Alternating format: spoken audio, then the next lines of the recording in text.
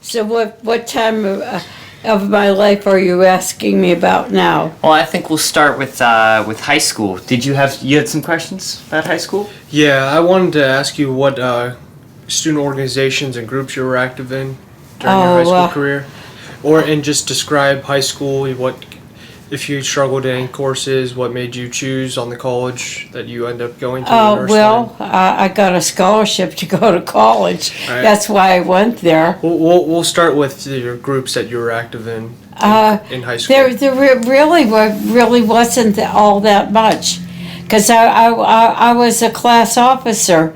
We never had a meeting, never once. Did you get elected by your peers for that position?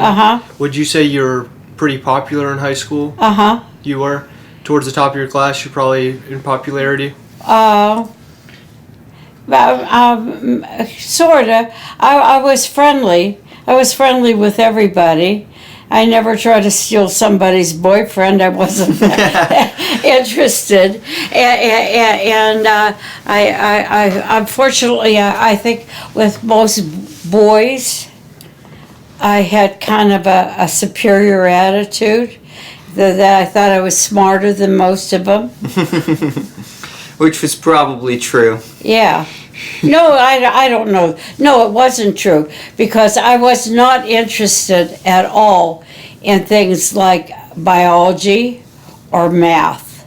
You were all about English. I was all about English and history. Yeah. Do you remember how big your class size was? My graduation class was 197. Wow. Now, out of the 197, how many of those do you think were girls? I think it was pretty even between the it was fairly ratio? even. Yeah. Yeah. And it's funny, when I happened to look at a Rayan yearbook not long ago, looking for somebody that maybe my husband went to class with, and so I went through everybody in his class, and I would say 2/3 of them were girls, and in those days, boys didn't even finish high school. He graduated in 46, and Rayan was there were a lot of rich kids on the north side and a lot of incredibly poor kids, where I don't think that was so true of Ursuline, because Ursuline had a tuition. Yeah. While you're in high school, what was some activities on the weekends or whatever you do and hang out with your friends for fun? There was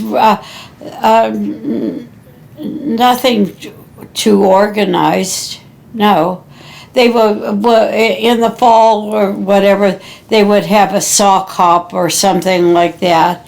But as far as dancing and intermingling with girls and boys, there were up in the balcony. There were always nuns looking down, and they actually did not like dance and stuff like that too much. There was a lot of just kind of standing around. Yeah. You lived fairly close to Mill Creek Park. Would kids go to the Mill Creek Park and hang out? Or Oh yeah. So do we. In the amusement park that used to exist down there along Mill Creek Park, would you frequent that? We would go walk over there from time to time, but we didn't have a lot of spending money, and it was as far as going on rides and stuff, we didn't do that unless it was some occasion. Was Idora Park fairly expensive?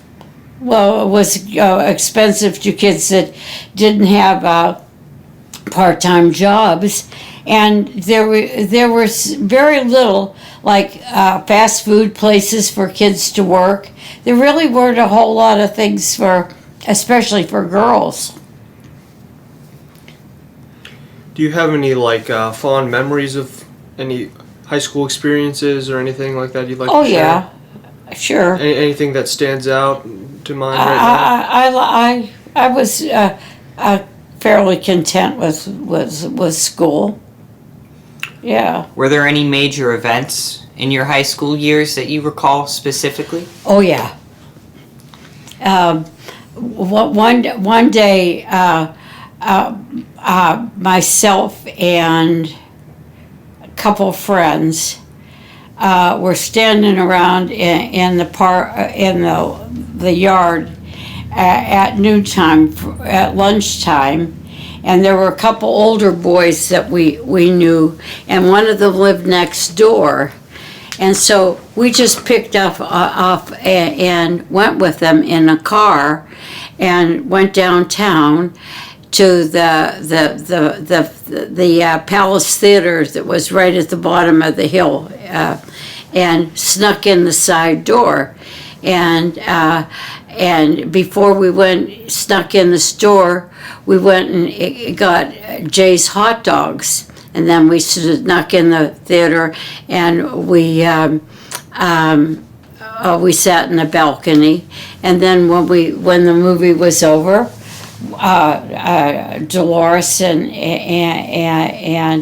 Lois and I just got on the bus and went home.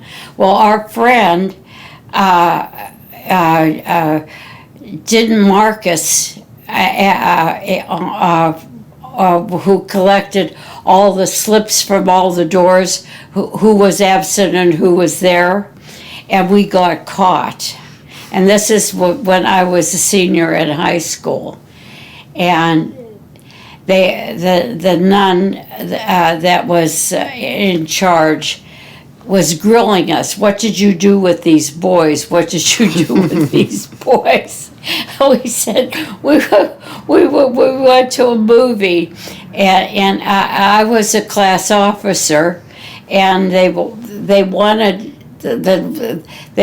to strip me of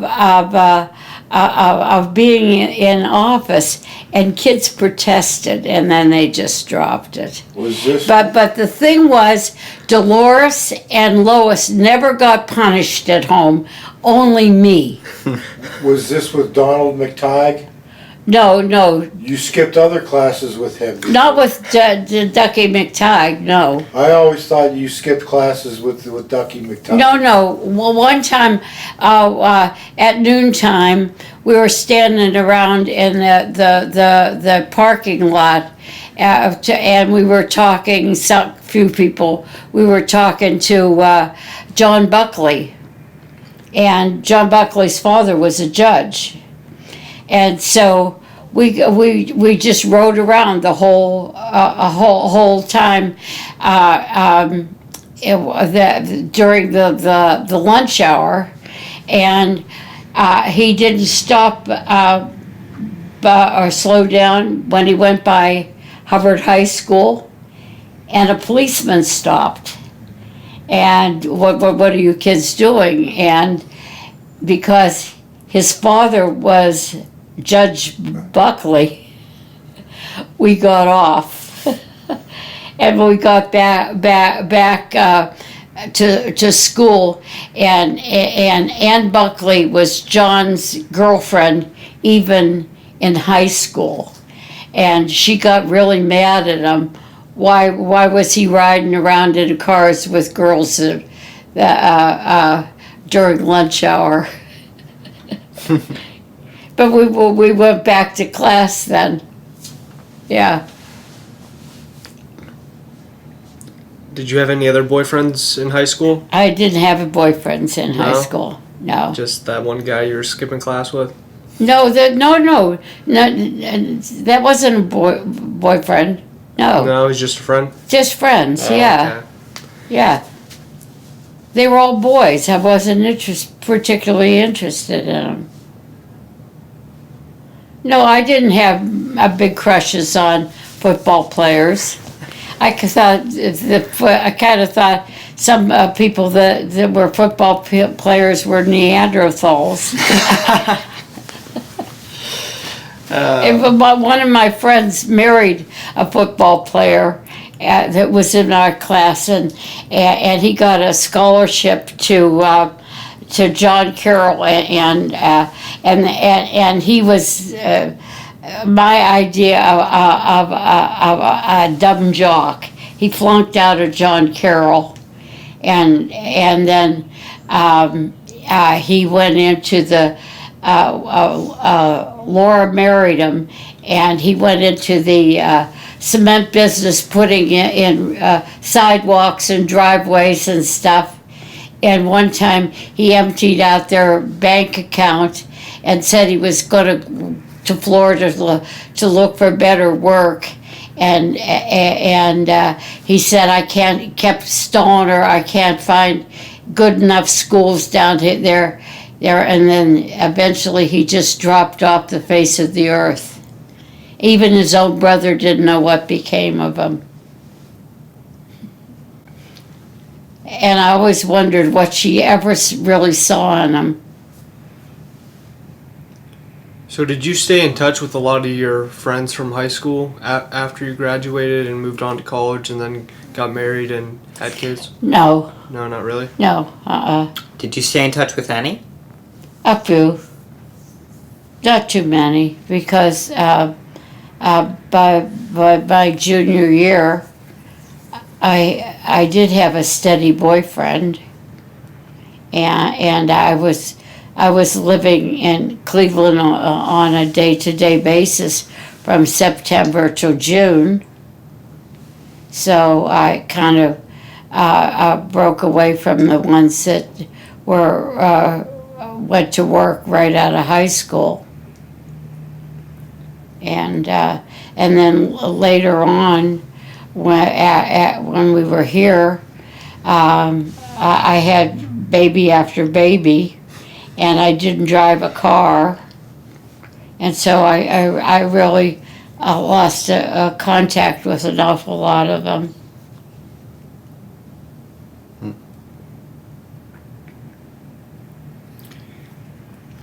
So you got a scholarship to go to what university? No, it wasn't university. It was Ursuline College. It was a small girls' college. And in retrospect, I think I went to finishing school from the courses that I took. What kind of courses did you take? Things like Greek mythology, music appreciation, art appreciation. Yeah. Sounds like a very liberal program. And the English. I had a minor in English, and the literature that we read were all English. No French, no Russian. I read a lot of Russian fiction, but the classics. But I did that all on my own. What did you think of Russian literature compared to English? Well, it's the names that throw you for a loop. They're all big long names, and they kind of look alike, and people have a couple different names that they go by, and you're forever sorting people out.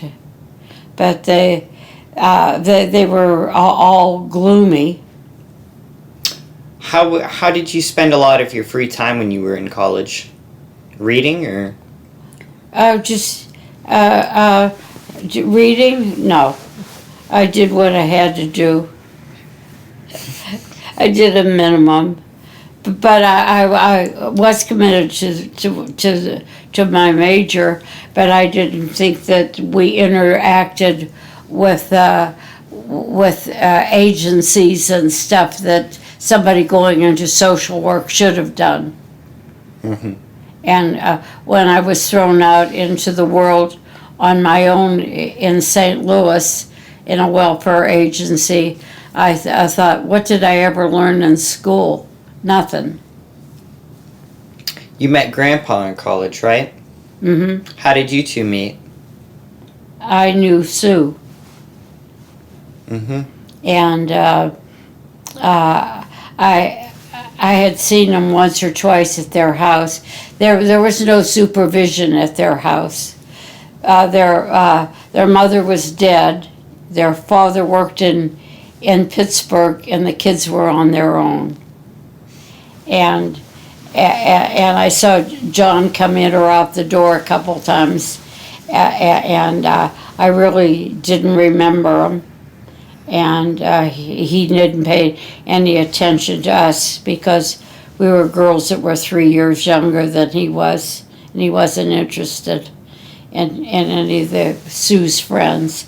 And the only time that I got a real impression of him was at his their father's funeral, and I've told you about that before. Sitting in the balcony, I was assigned to go to that funeral, and I was sitting in the balcony of St. Edward's Church, and Sue was now an orphan, and coming out of church, she had her arms linked with John as the family was coming out of church. You realized that their father had this massive coronary or whatever it was at the rehearsal dinner the night before Anne got married, and died the morning of Anne's wedding, and I got a good look at him, and I saw how distraught they all were.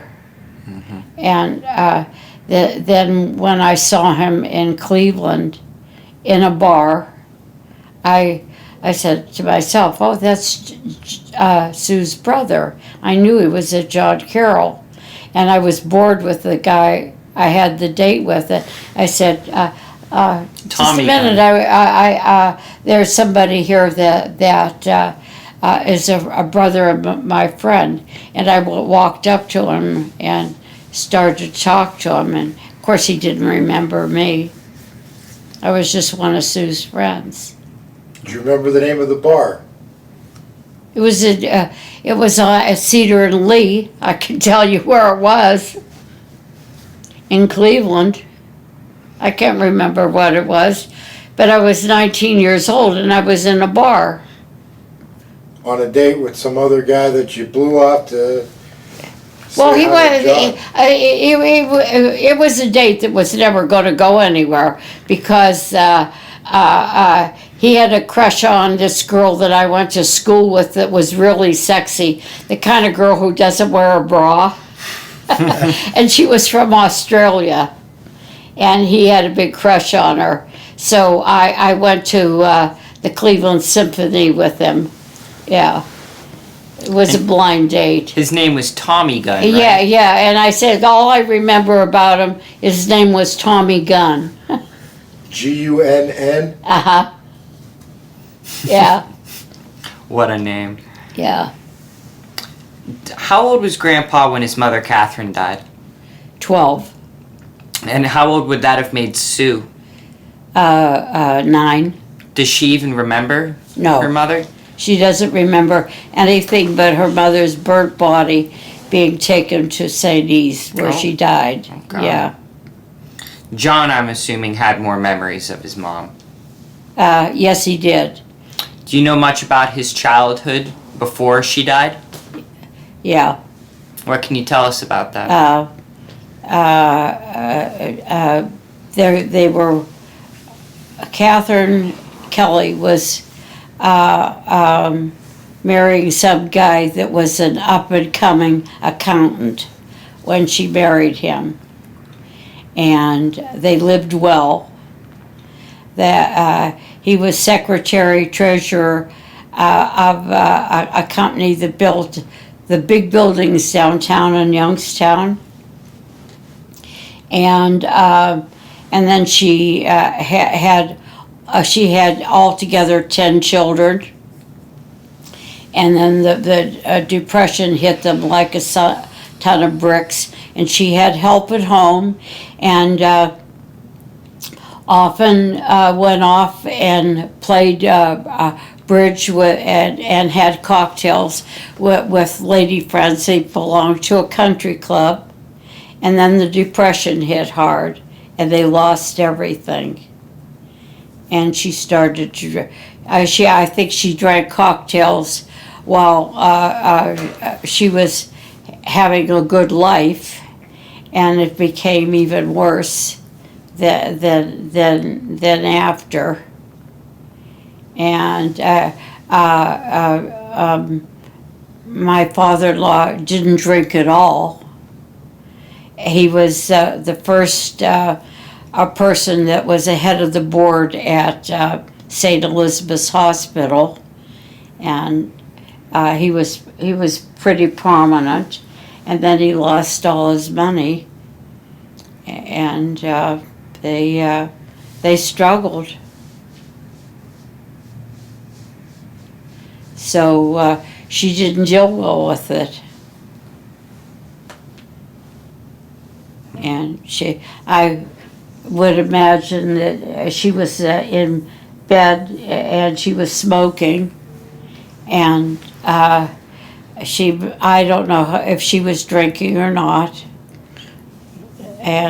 But Pete was propped up in bed with her. It was in the evening, and she caught on fire, and instead of like rolling on the floor or whatever to put out the flames, she went into a closet, which just made that much matters worse. Everything in the closet caught on fire. And all Sue remembers is them taking her charred body out, and any memories that she would have had of a younger life were wiped out, but not John's, my husband. He was sensitive to the demands of his father, and I think it just made matters worse with the mother, and so it was not a happy situation. How did John's life change after Catherine died? He had to go to work at an early age, right? Well, then by then the Depression was on, and you had to have odd jobs. Mm-hmm. Yeah. Among those odd jobs, he mentioned that he would bake yes, in the morning. One of the jobs that his father took when the Depression was on is he ran the Elks Club downtown, and John had to learn to bake and cook because their mother was dead.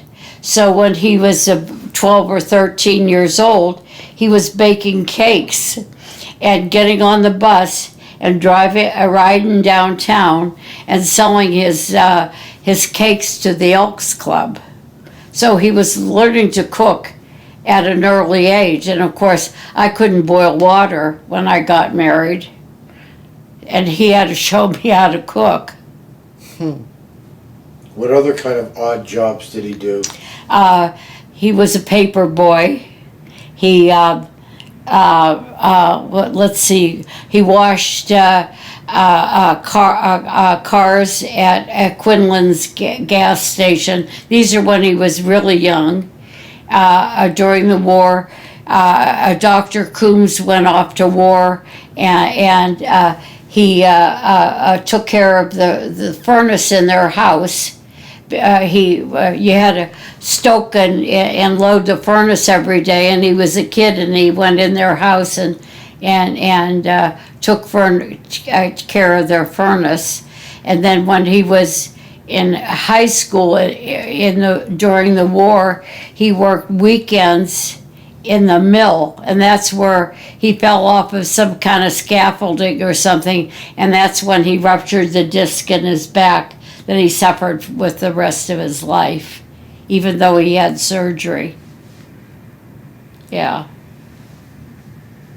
So he had obviously a very good work ethic. Oh, he had Very young age. He had a work ethics from the time he was at least 12 years old. Yeah, yeah.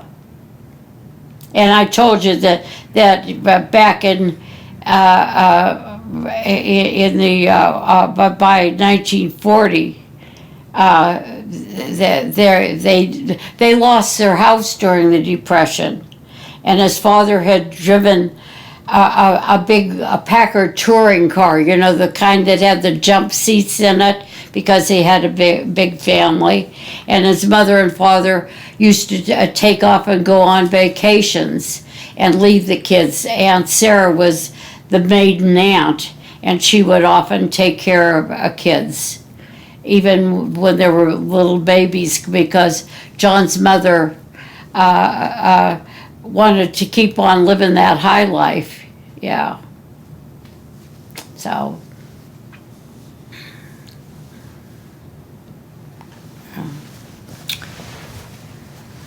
But the year that their mother died, both John and Jim flunked, because there was no understanding or compassion. At school, they were just made to feel, well, I feel sorry for you, but your mother's gone on to Jesus, you know, that kind of stuff. And that's hard for a 15-year-old or a 12-year-old to deal with. That's not what they need to hear. But they both made it up by going to summer schools. I remember hearing a story about how he was supposed to be going to Ursuline, and he never showed up. And he went to Ursuline, and he hated it. And he just left and went to Well, Reagan? one day he just said, "I'm not going back there." And by then his dad was working in Pittsburgh and didn't know that he showed up on the doorstep of Rayan High School, and he was going to Ursuline, and his father thought he was still going to Ursuline. How long did that go on where his dad thought he was going to I don't know, because I think he probably was signing his own report cards. Because his father wasn't around. I know that eventually when John was about 17 or whatever, he would sign his father's name on Sue or Pete's report card, because there was nobody in charge. How do you think that affected the children in that household with basically raising themselves? They raised themselves because their mother was very demanding, and the father, if he was said to jump, and they'd say how high, you know, that kind of stuff. He never showed any gratitude for anything they ever did, nor did their mother. She had John used to have to. They had silver things, platters and candlesticks and stuff. And every Saturday, John had to polish silver when he was a little kid. And then their father would discipline their mother because she would to him get out of hand, and Sue really doesn't remember this, but John remembers it because he was at a more impressionable age than Sue was. And Sue really didn't remember their mother, nor did Pete. Yeah.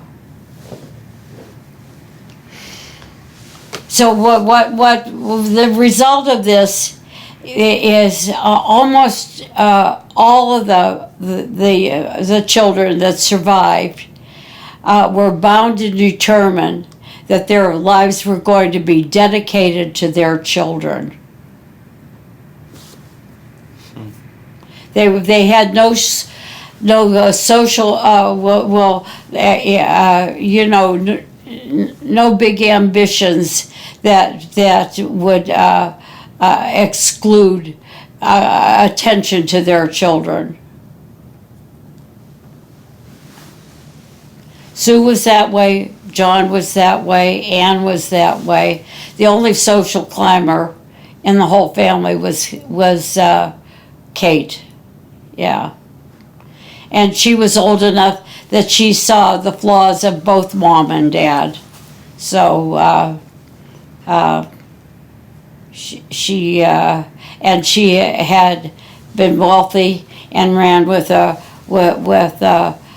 crowd on the north side that was rich, and she never got over them losing all their money.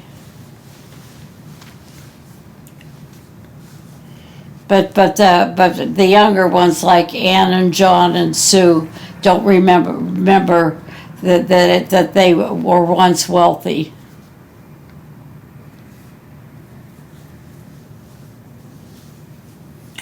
Later on, John decided to enlist in the Marine Corps, right? Yeah, he after having worked in the mill,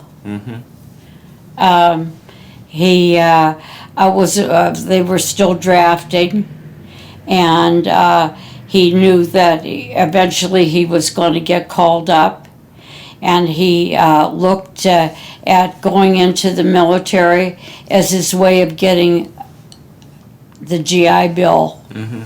Which is what ultimately happened. Yeah, which ultimately happened. And that's when he went to John Carroll. It covered his tuition, but his living, he had to scramble for every dime of that himself. So he held 2 jobs while he was at John Carroll. What was his experience in the Corps like? In the Marine Corps?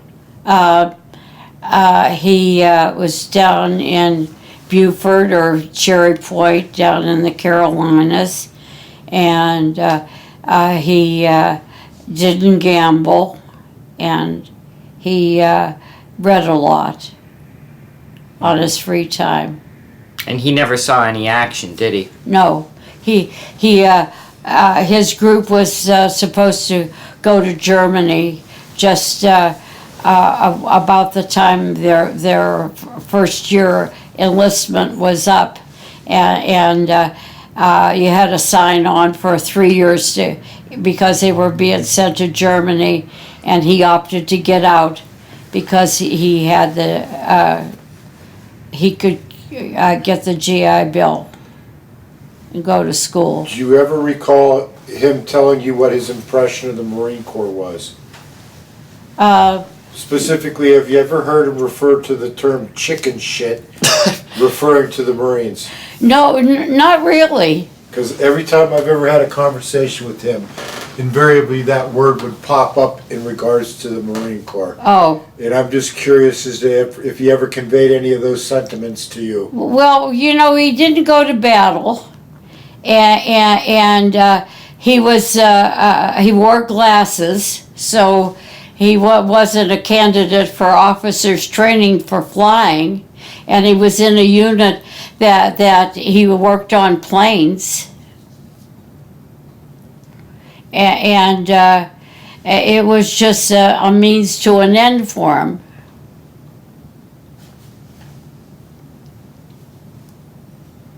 And down in the South there were, he was not interested really in Beaufort. He just looked at them a lot of Southern hillbilly kind of people. Yeah.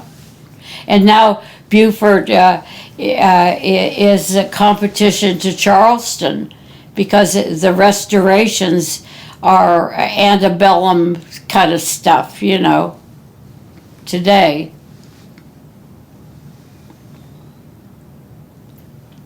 So he got out of the Corps and he went to John Carroll. No. He went back to Rayen because his grades were so bad. Oh, because he only went to school when he felt like it. because nobody was around in high school.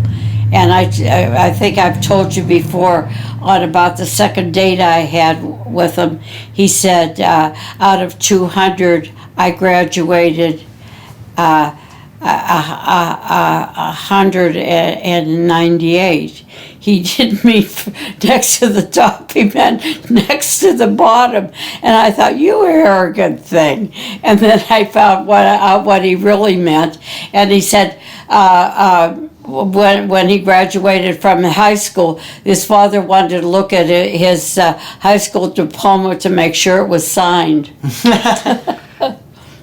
No, he went back to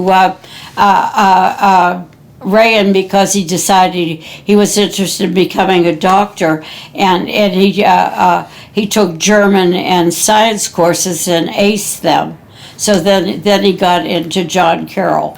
This fly's been pestering you for the past 20 minutes. Yeah, yeah. So you're getting the awful truth about both of us, aren't you? How was he able to get into John Carroll? Well, anybody could get into John Carroll. It wasn't that hard to get into. It was hard to get out. He was a returning veteran, so he got in. Yeah, and his brother Jim had gone to John Carroll when he got home from the war. Yeah. So how long did you two date before you knew you were in love with him? In love with him, probably about 9 months or a year. And for how many years did you date before he proposed? It just gradually was something that it wasn't a proposal. It just after 3 years, being the only person in your life, and I was the only person in his life at this point, really. Even when he went to med school, he wrote to me every single day. So how was it agreed upon that you got married if there was no proposal? You just... No, we just said, talked about getting married, and I said I better not get married right after I graduate from college, because my father sacrifices to have 4 kids go to college, and that at least I ought to work at what I studied in school. I owe that to my mother and father, and be a good Catholic, so we couldn't afford to have had a baby. Yeah. So how old were you when you got married? 23. I was out of college for a year, and he was in his junior year in med school. Where were you living during the year that you worked? At home, of course. Where was home? Princeton Avenue. Oh, okay. Yeah. Yeah. At what point did you move to St. Louis? Well, I moved to St. Louis when we got married. What do you remember about your wedding? Well, it was like, thank God at last. Finally. Yeah. And how long were you married before you became pregnant? A year. A year? At what point did you move to Buffalo? After he graduated from med school, he went to Buffalo on an internship that was a Mercy hospital in Buffalo that was somewhat affiliated with the med school in Buffalo, and that they concentrated on rotating internships. And they didn't have a big staff of residents that were your superiors. You dealt directly with doctors in that field. They were like mentors, and that's what attracted him to go to Buffalo. And he had classmates from med school that went to Buffalo too. At what point did you decide to move back to Youngstown? But back to Youngstown. Well, when he was finishing his internship, he was looking for what kind of residency to go into. Right now, you pretty much declare your field long before that time, and start working in that discipline while you're still in med school. But in those days, that wasn't it. It was even all these disciplines like surgical, obstetrics, internal medicine, and the like. Did Grandpa ever share with you why he wanted to become a doctor? I don't know. It just grew on him, but he had second thoughts. Well, he was in pre-med at John Carroll, and he just loved philosophy courses, and he would that was a minor. And he just thought he would have to keep going to school and get a PhD. And how do you make a living as a philosopher when what you really want are 10 kids? So that medicine was actually his second choice.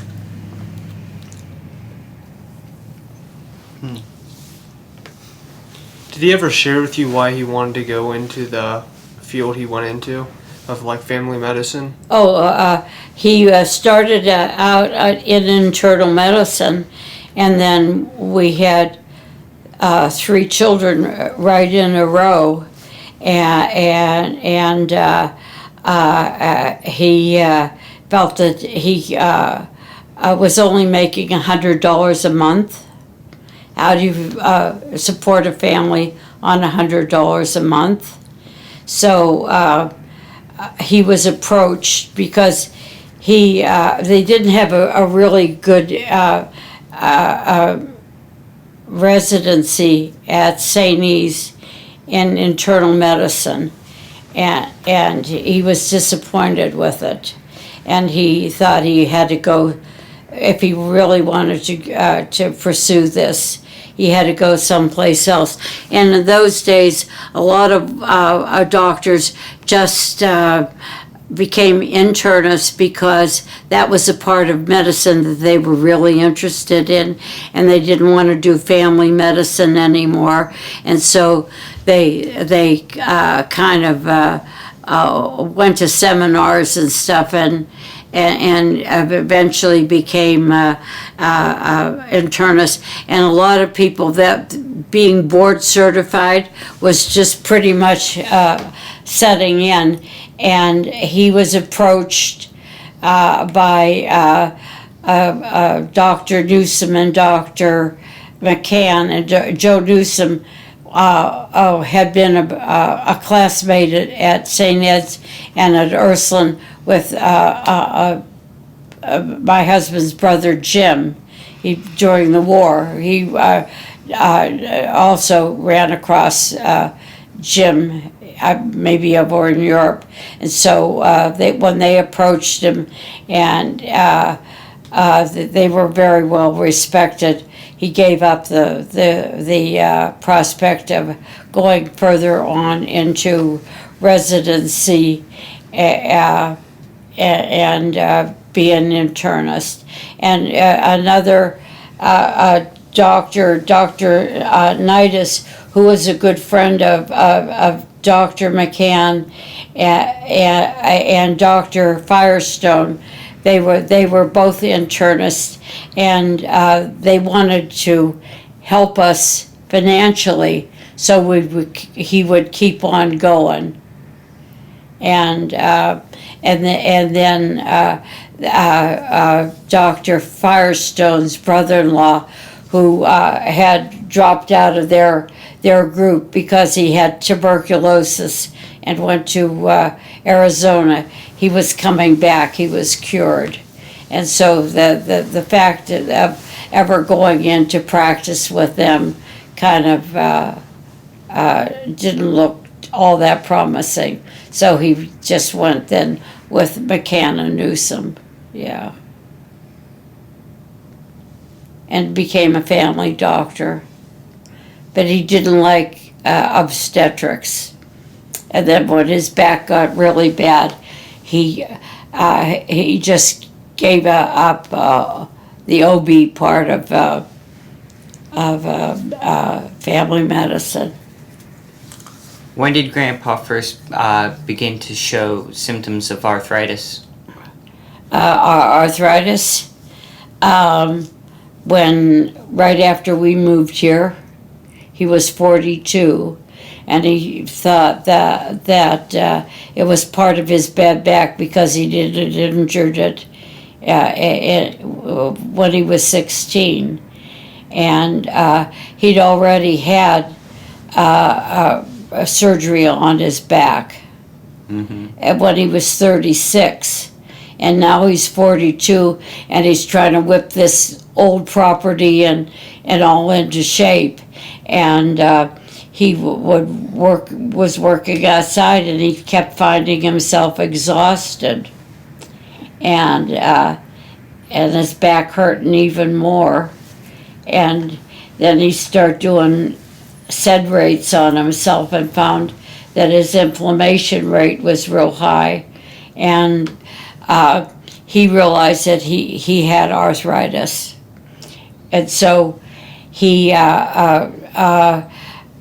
didn't do anything about it at first, but he took out insurance to cover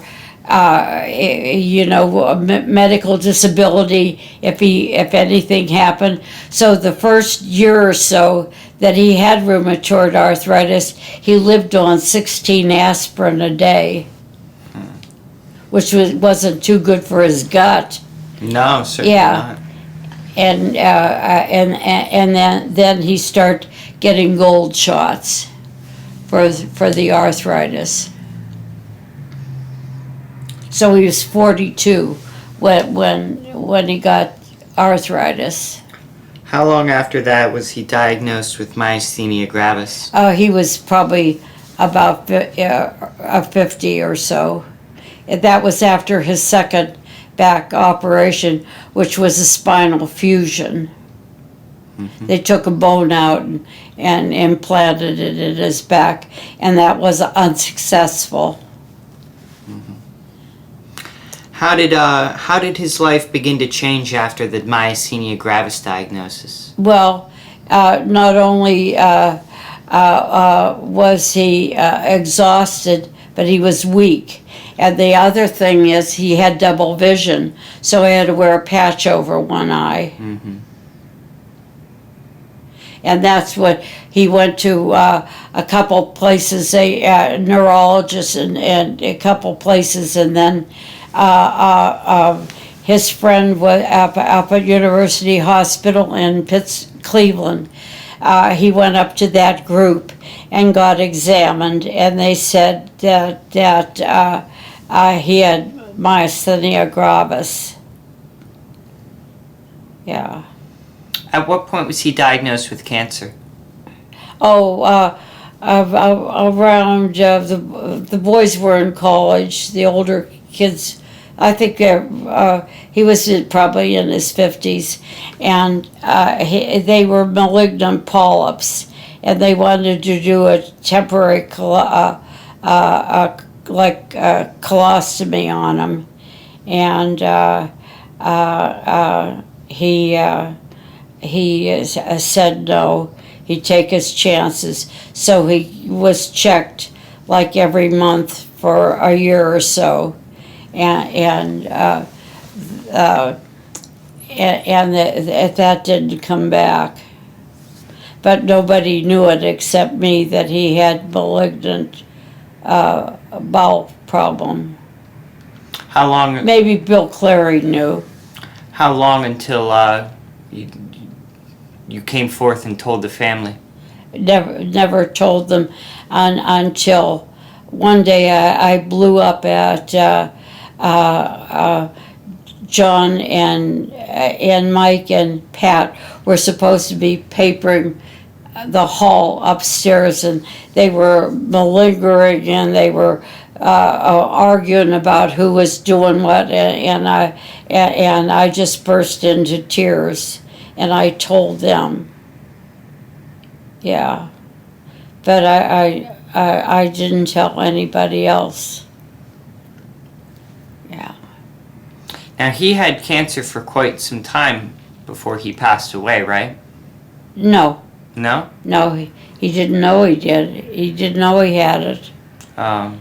He was riding on the tractor in the woods, and it threw him, and I think part of the tractor kind of ran over part of him, and he had broken ribs, and he went to Bill Clary, and Bill ordered X-rays, and then Bill saw a spot, and then John got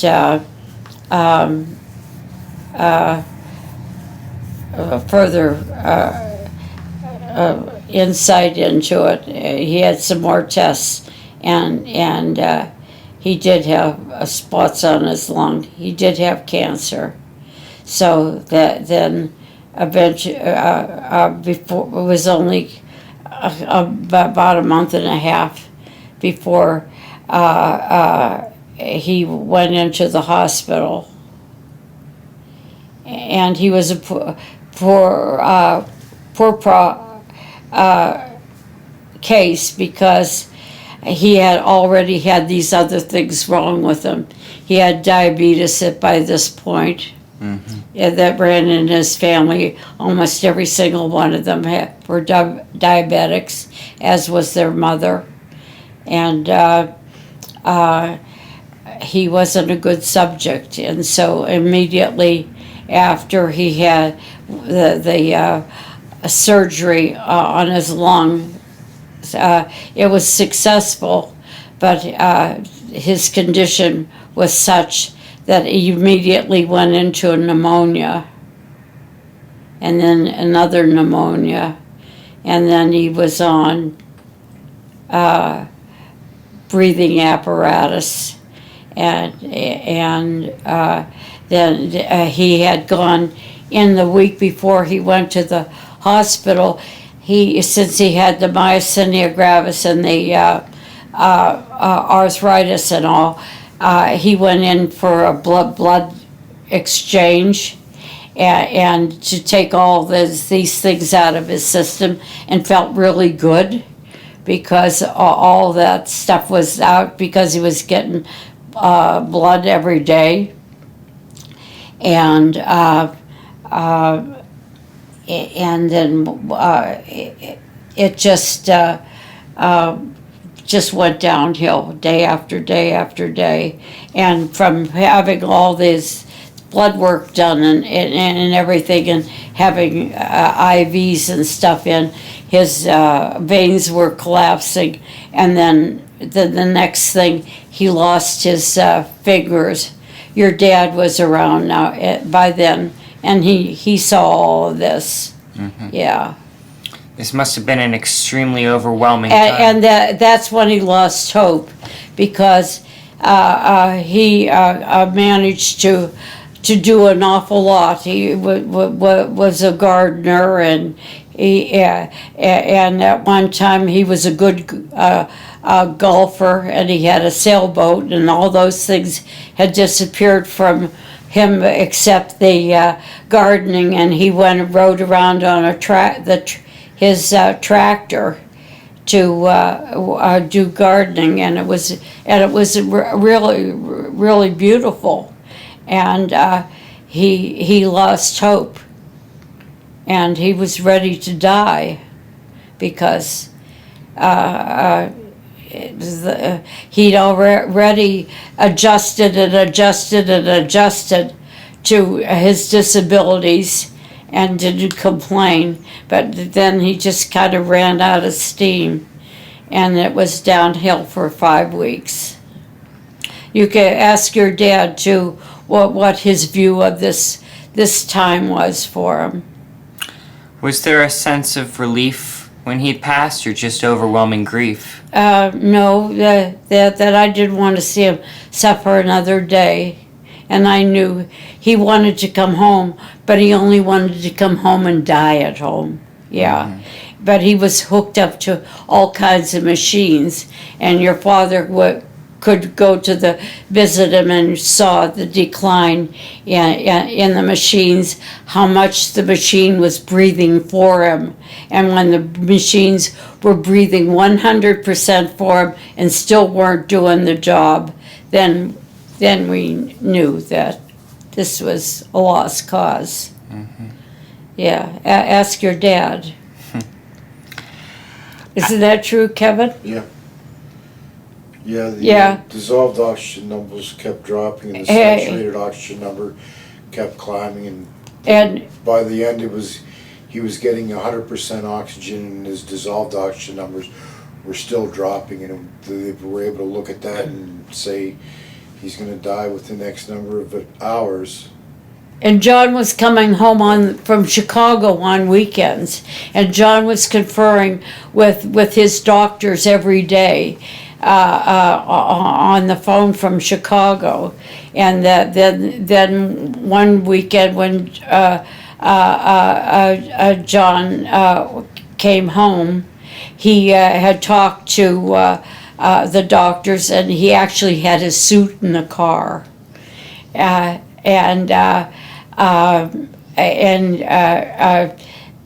Grandpa said to John, "Call your sisters and tell them to come home."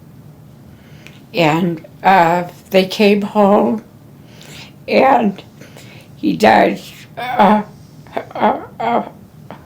15 minutes after he saw Hyland and Kathy.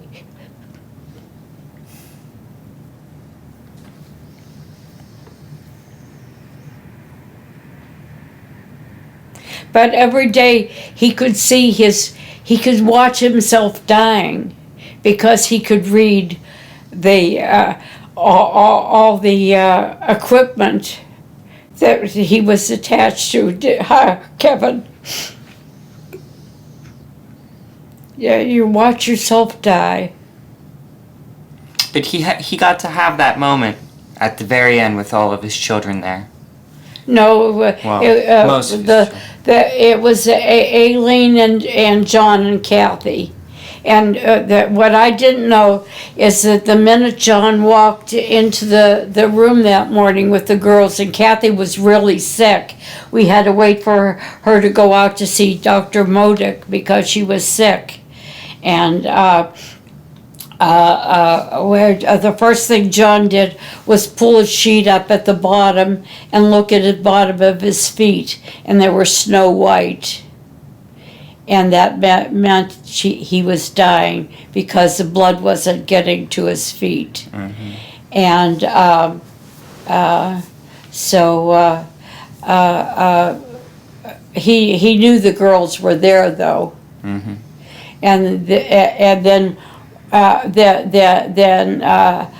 Kathy fell apart and sick. I walked into the waiting room next door with Kathy, and Aileen came in and she said, he's dying.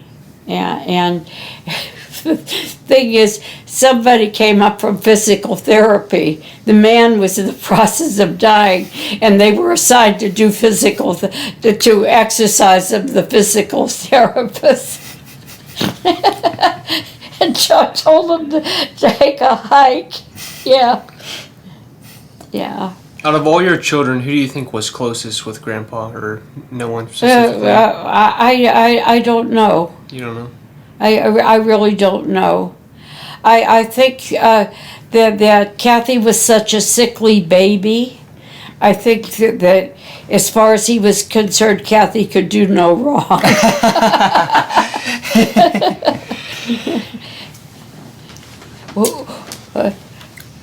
Yeah. When did Aunt Sarah move in with you guys? They were grown, and we actually had room for her. But Kathy would come home sometimes, and Aunt Sarah then had her bed. But the boys were all single, and they would stay out late, and she'd would come downstairs by 6 o'clock in the morning, and she would say, "Oh, you're up early." They were just Getting coming home. in. Yeah. Yeah. Yeah, and this was the happiest she ever was in her life while she lived here. Mm-hmm. Yeah. I think you said that before. Yeah.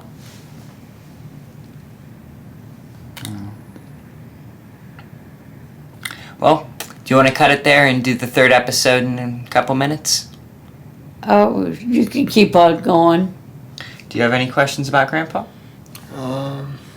I'll think of some as we start talking about our kids and everything. What was your experience as a mother? I mean, it must have just been so overwhelming with so many children. Oh yeah, it really was.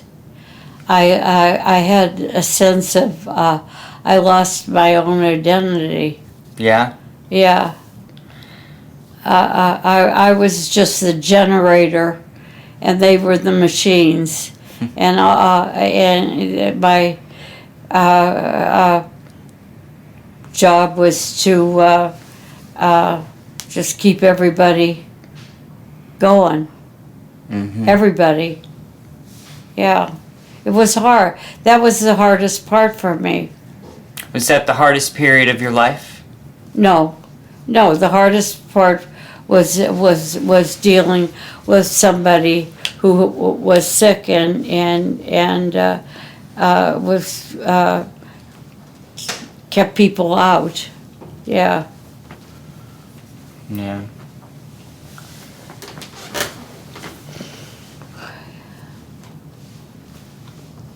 So did your father have any questions? I heard at one time or another that he actually wanted to be a sailor. Is there any? Oh, You would ask that Oh, question. yeah. Well, when I was having Kathy, and he got called up. He got called up at John Carroll because he still owed the government 1 month, and it was in the Korean War. And then they gave him a pass. He was the first person in John Carroll University being called up. And then they gave him a pass because he was in pre-med, studying medicine. And then I'm pregnant with Kathy, and he gets called up again because there's a big shortage of doctors in the military. But the shortage is in the Army, and that's what he was being called up for, was for the Army as a doctor, and Dr. McCann only paid him $5,000 a month, and we were having our fourth child. And he only made $5,000. I mean, not $5,000 a month. I forget. Well, it was really, really small. He was making about $2,400, $24,000 a year at the most at this point, and we only had about $500 in the bank towards buying a house. And he gets called up, and he said, boy, if I could have gone to the Navy instead of the Army, I think I would have taken them up on it. And he, with four kids, oldest one 3 years old, he was ready to go serve his country if it was the Navy. At sea, away from everybody. Yeah, yeah. But he was very interested in ships even then, and the one of the happiest days I've ever seen him was when we were in London, and he got to go on the Cutty Sark. He just loved that. Yeah.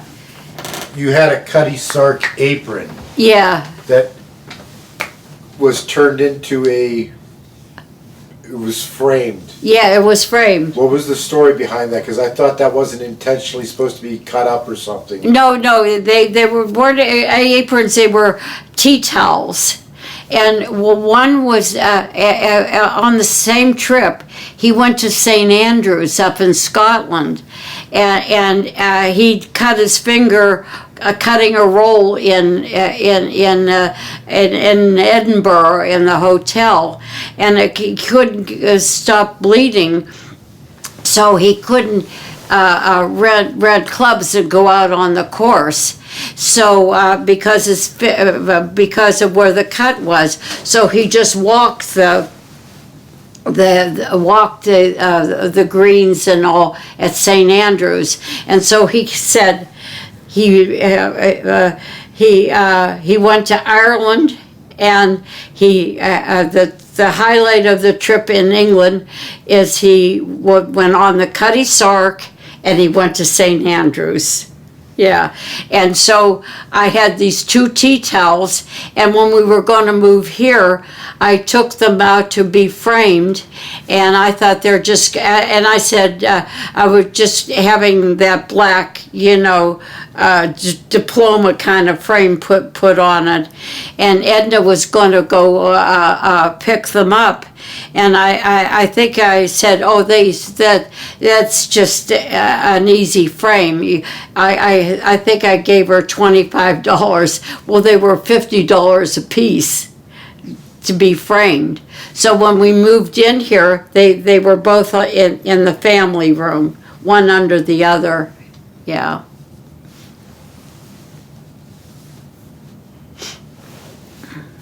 And they represented the two things that he enjoyed the most. What one was the Cutty Sark? What was the other one? He went to St. Andrews up in Scotland on the golf course. And whatever became of those? I have no... Oh, I gave you one. I gave you one when you bought the house on Milton. And you had it hanging on the stairway. I know you had it hanging on the... What was it? The Cutty Sark.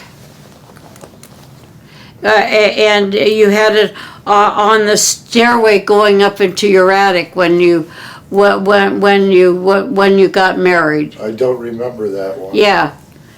I remember the Cutty Sark, but I don't remember it ever. That's where Celeste hung it. I don't remember it ever being in my possession. It was. Uh-huh. Huh. Yeah.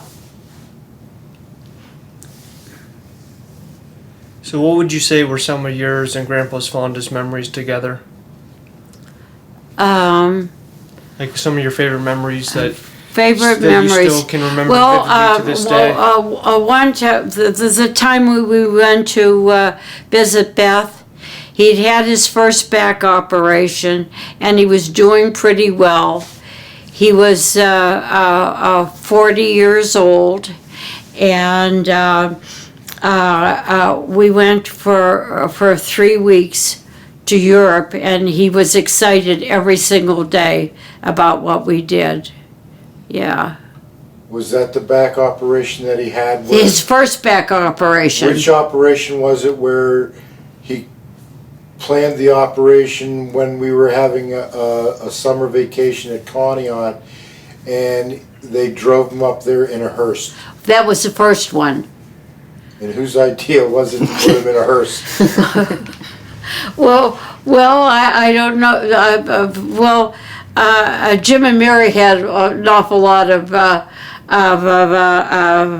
influence at the Fox Funeral Home, and it was the 4th of July weekend, and so all these people, the hearse pulled up and came down a hill to the cottage, and all the cottages all around, they saw a hearse pull up, and then they took him probably on a stretcher out of the hearse, and he had shorts on and tennis shoes, and there were windows in the hearse, and so as we were driving up to Conneaut Lake, people could see into the hearse with this guy lying there with tennis shoes and shorts on in the pose of a corpse.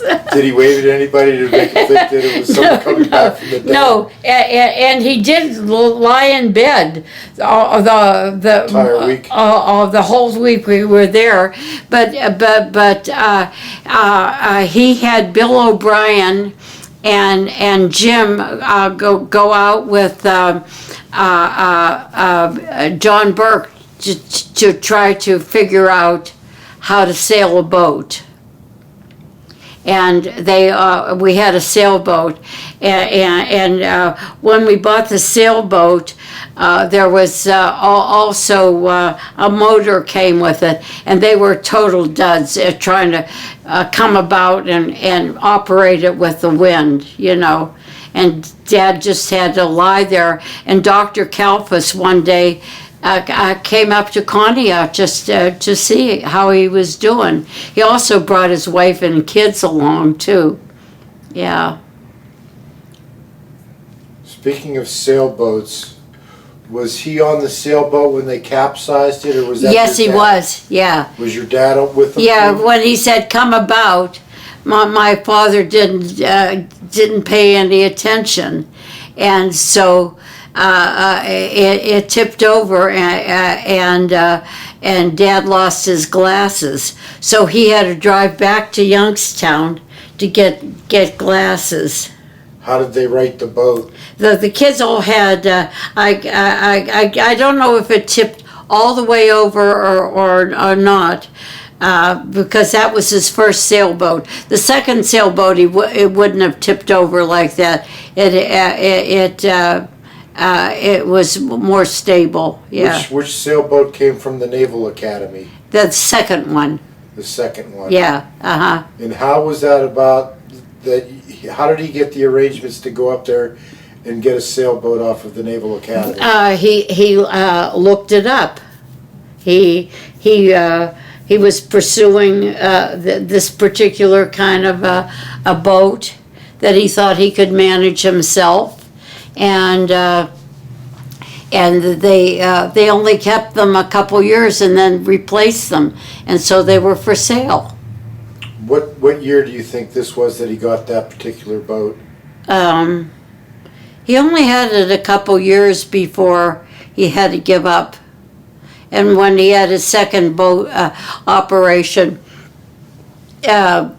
when say John was started his sophomore year at Notre Dame, so that made it John graduated in 78, so it would have been about 79 or so that he. When John was a senior in high school, I think he took John sailing one day and Brian Joyce, and he realized that he was jeopardizing these kids' lives because he couldn't move fast enough to come about and everything. and so that was one of the saddest days of his life, when he realized that he could no longer play golf, and he could no longer have a sailboat, and then he sold it to John Burke. Yeah. And then when the America Cups races were on, he would just sit there and watch them. They would be coming from Australia or Newport or whatever, and he just looked so sad.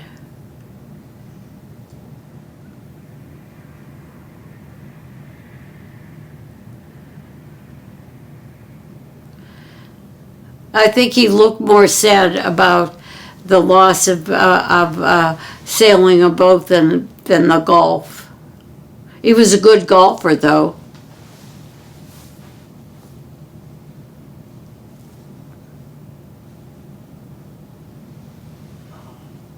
He wanted to go, always thought that we should go on a vacation on a windjammer. Were you crude? Yeah, never happened.